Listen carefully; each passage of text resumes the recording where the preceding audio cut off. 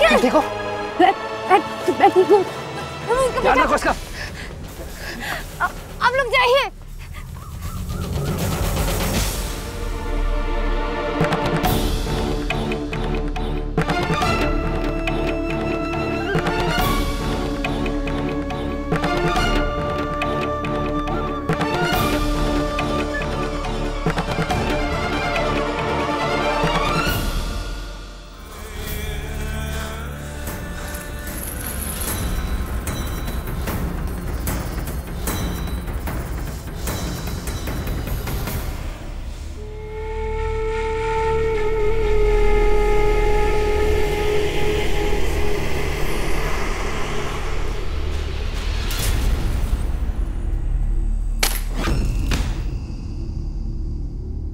किसने कहा था गोली चलाने के लिए?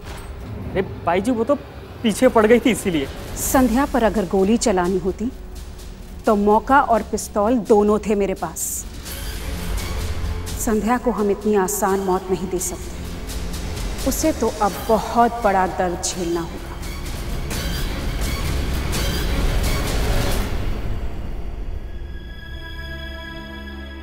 किस्मत आपकी अच्छी है, जो गोली सिर्फ छू के निकली है। घाव ज्यादा गहरा नहीं है, आप जल्दी ठीक हो जाएंगे। ठीक है?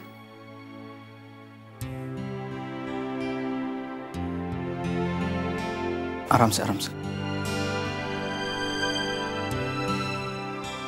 संध्या, वो दोनों औरतें भाग निकली। दुश्मन थी पर मानना पड़ेगा संध्या, उसमें से दूसरी औरत जो आई थी बाद में, कमाल की फुर्ती है उसमें। औरतें भले ही पकड़ी नहीं गई जाकिर, लेकिन फिर भी हम खाली हाथ नहीं रहे।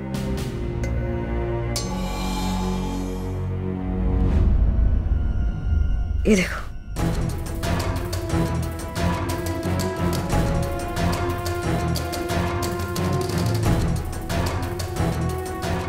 संध्या, ये तो नए और अत्याधुनिक हथियार हैं। फाइबर के बने ऐसे हथियार जो सुरक्षा जांच में कभी पकड़े नहीं जा सकते।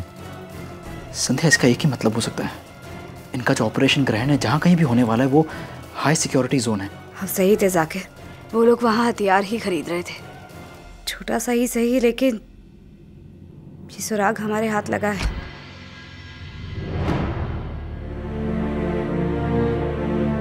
सूरज,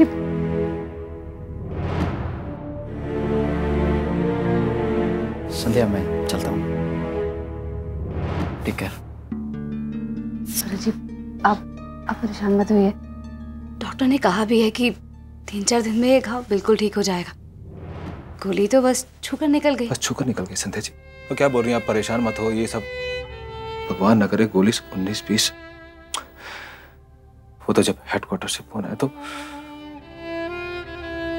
मेरी तो जान ही निकल गई संध्या जी, और आप बोलती हैं कि छू के निकल गई। कुछ नहीं हुआ है मुझे सूरज जी, बल्कि ये देखिए ना, आज तो मैं असली सिपाही बन गई हूँ।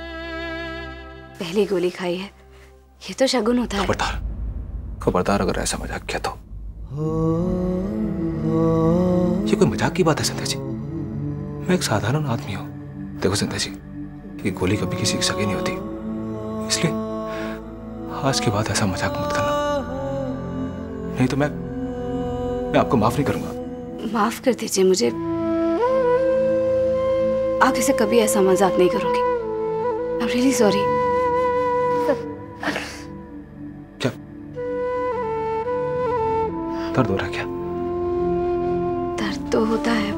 एक काम करता हूँ, डॉक्टर को बुलाता हूँ। नहीं नहीं सूरज जी, दर्द की तो सिर्फ एक ही दवा होती है, खुशी। और वो खुशी मुझे आप ही दे सकते हैं, लेकिन मैं जानती हूँ कि आप वो खुशी मुझे देंगे नहीं। जाने संध्या जी, आप ही बताइए कि आज तक आपने कोई चीज मांगी हो और मैंने ना दी हो?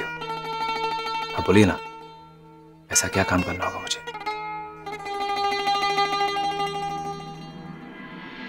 जाकिर और संध्या ने तेरा चेहरा देखा कि नहीं? नहीं। मेरी तरफ देख कर बोल, देखा या नहीं?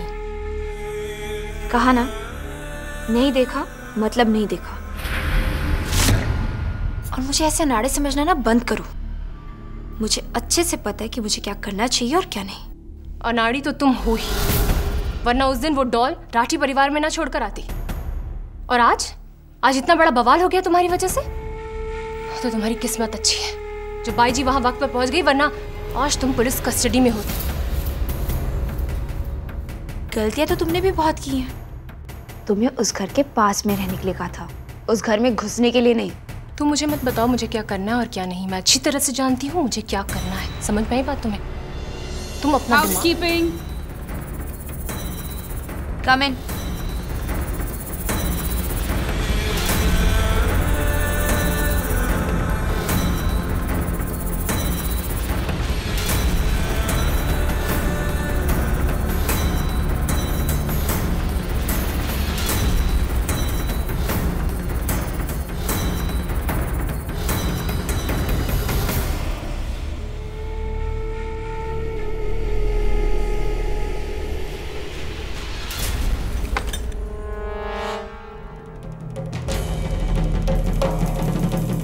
भाभो बाबा साहब जल्दी आइए।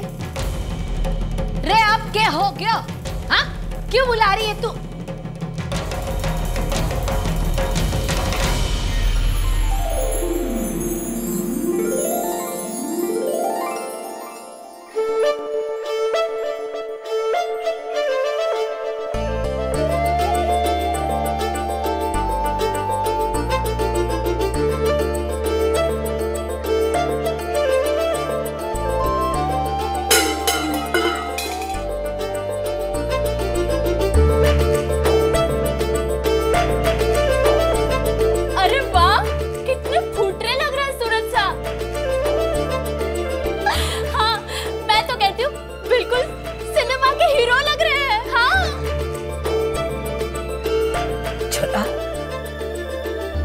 चेक के विलायती कपड़ा पहन कर आए हो, आंख नाक कान सब बंद कर चुके हो क्या?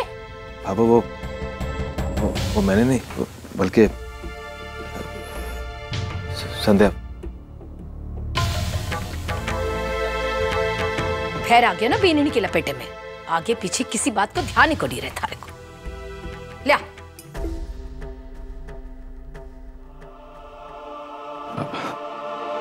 मैंने कहा था ना आपको कि भाभो को ऐसे कपड़े पसंद नहीं है, उनको वही सीधा साधा हलवाई। अरे सूरज बेटा, थारी भाभो पुराने ख्यालात की है, उसे क्या समझ में आएगा? तू आज तो मारे से बढ़ के फूट रहा लग रहा है। आजा। भैया आज ना हम सब आपको मिस्टर सूरज राठी कह के बुलाएंगे। जी हम लोग मजाक नहीं कर रहे, आप वाकई में बहुत अच्छे लग रहे हैं इन कपड़ों में। वैसे भैया ये जो नया स्टाइल है ये कहीं दुबई फूड फेस्टिवल के लिए नहीं चेंज किया? किसी के लिए भी हो मोहित सा, क्या फर्क पड़ता है? देखिए ना कितने फूटरे लग रहे हैं। अच्छा अब आप लोग शांत हो जाओ, अब भाभो के सामने ये सब बातें मत करो। हाँ बाबा साहब, मैं कपड़े बदल के आता हूँ। रुक छोरा, कोई बदलने की जरूरत नहीं। अगर बदलाव अच्छे के लिए हुए ना तो उसे अपना लेना चाहिए। और हाँ, ये कोई नियम तो ना है ना कि हलवाई पेंट बुसट ना पहन सके। अरे लोगा ने थारे हाथ की बनी हुई जलेबी से मतलब है। ऐसा तो जय तुम्हें कह रहा था। आज से इसे कपड़े पहना कर।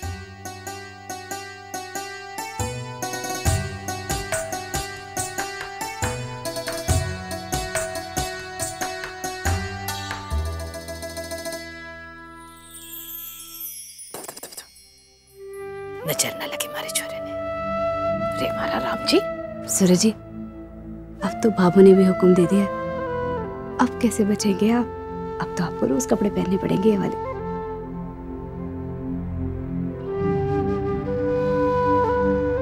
बड़ो ही फुटरो लाग रहे हो जी। जी जेके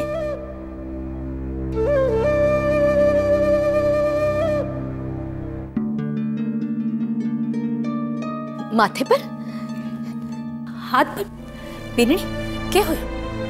जवाब दे मारे को। नहीं भाभो, वो थारी इस बहादुर बिंदड़ी ने ना फिर से एक बार बहादुरी का कारनामा कर दिखाया। इस बार इन्हें थारे हल्दी वाले दूध की नहीं बल्कि हल्दी के साथ साथ जड़ी बूटी वाले दूध की जरूरत पड़ेगी। लेकिन ये चोट लगी तो लगी कैसे? बाबा साहब, पुलिस वाली बींदनी है ना, ऐसी छोटी मोटी चोटें तो इनको इनाम में मिलती हैं।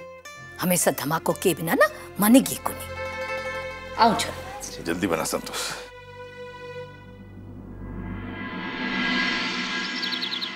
छविया चाय पी के ना जल्दी से रेडी हो जाओ। आज तुम्हारे फेवरेट स्टार की मूवी के टिकट्स लाए हूँ। हम डिनर भी बाहर ही करने वाले हैं। आज का पूरा दिन पत्नी जी के नाम, ठीक है? मैं बाहर कैसे जा सकती हूँ? मुझे तो कैसे भी करके वो गहने मम्मी जी की अलमारी में वापस रखने होंगे, नहीं तो बिना कुछ किए हंगामा खड़ा कर देंगी मम्मी जी। तुम्हें क्या हुआ? मूवी का नाम सुन के भी तुमने रिएक्ट नहीं किया? नहीं, वो कुछ नहीं। अरे वैसे तो हमेशा मुझसे कहती रहती हो कि आपके पास टाइम नहीं है, मुझे कहीं लेके नहीं जाते। अभी क्या हुआ? वो ऐसी कोई बात नहीं है, वो तो बस मैं। दिलीप बेटा, तुम दोनों बाहर जा रहे हो तो मेरा एक काम कर दो। जी बताइए। गहने अपने ज्वेलर्स के यहाँ दे देना। मैंने उससे बात कर दी, वो पॉलिश कर देगा। दिवाली आ रही है ना तो जरूरत पड़ेगी। ठीक है मम्मी। अच्छा भी बेटा, जरा मेरी अलमारी से गहने निकाल के ले आओ। जी मम्मी। छवि तुम अपनी चाय खत्म कर लो, मैं ले आता हूँ। ओके दिलीप जी, मैं ला रहा हूँ ना।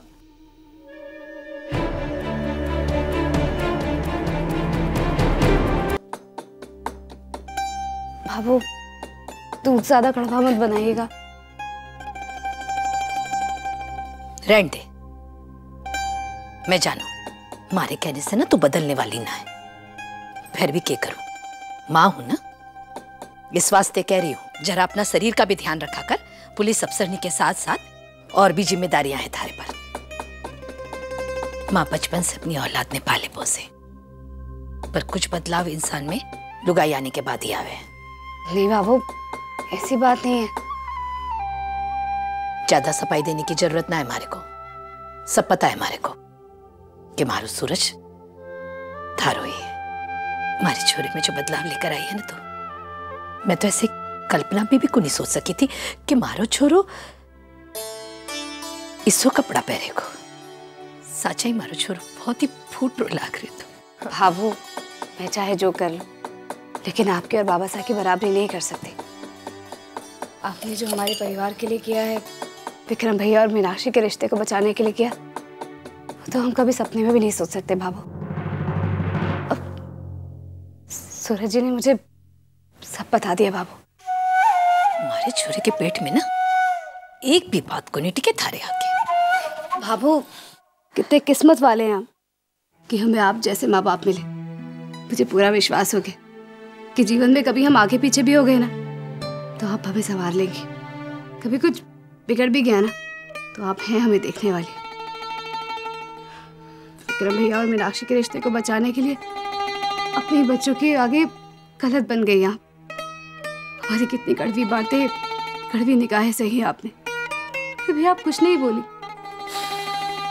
बेनड़ी, माँ बाप ने बहुत कुछ सहन करना पड़े। बेनड़ी, परिवार बनाना आसान काम हुआ है, पर उसे जोड़े रखना, तो उसे जोड़े रखने में ना कमर टूट जावे।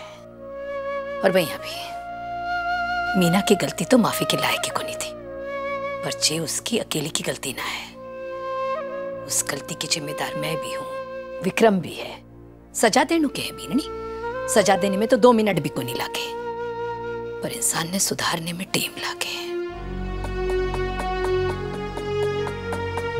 सही कह रही हैं आप भाभू, लेकिन मुझे एक बात खटक रही है।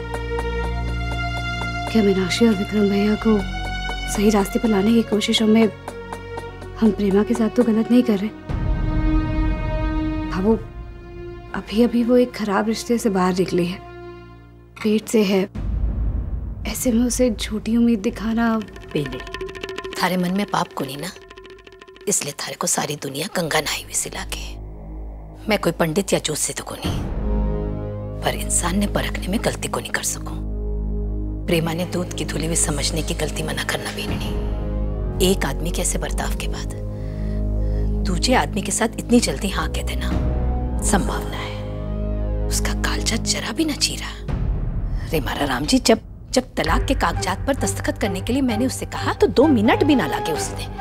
और जब मैं उसके घर आ गई और उसे कहा कि चल आज से थारे को हमारे घर आ रहना पड़ेगा, तो के वो जरा भी ना हिचकिचाई।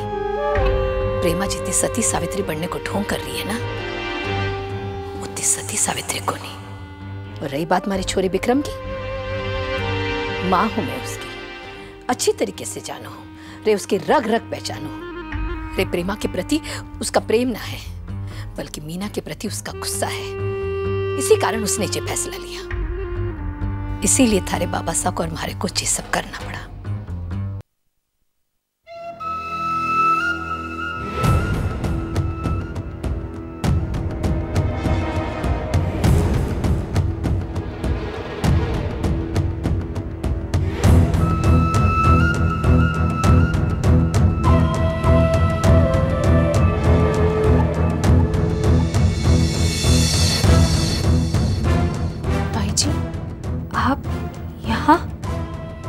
शर्म आनी चाहिए तुम दोनों को। तुम दोनों आपस में लड़ रहे हो। तुम दोनों के भरोसे मैं ऑपरेशन ग्रहण को अंजाम देने वाली हूं। ऑपरेशन ग्रहण को एक मजाक मत समझो। सॉरी बाई जी, गलती हो गई। ये एक खतरनाक मिशन है। यहाँ एक गलती और काम खत्म। प्लेन हाईजैक करना एक मजाक नहीं है। ऑपरेशन ग्रहण, इसकी कामयाबी हमें राजकुमार दिलाएगा और राजकुमार को उसका बदला। भाई जी, वो दरअसल हथियारों की लिस्ट पुलिस के हाथ लग गई है।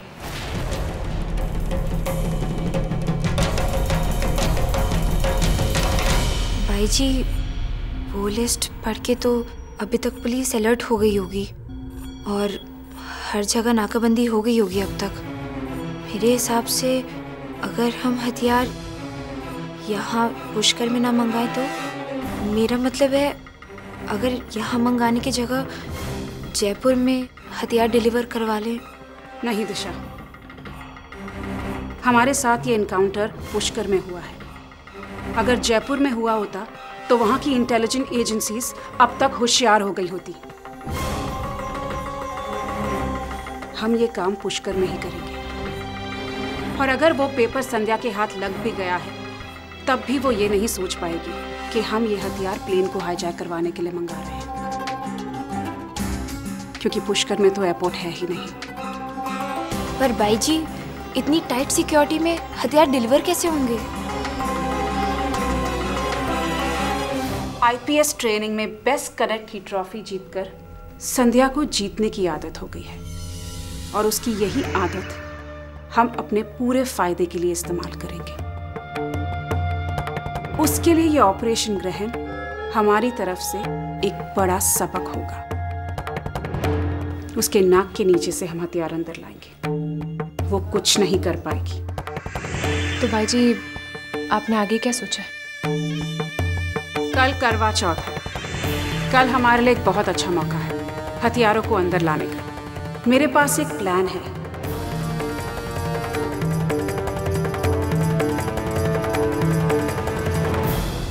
हो दिया और बाती हम।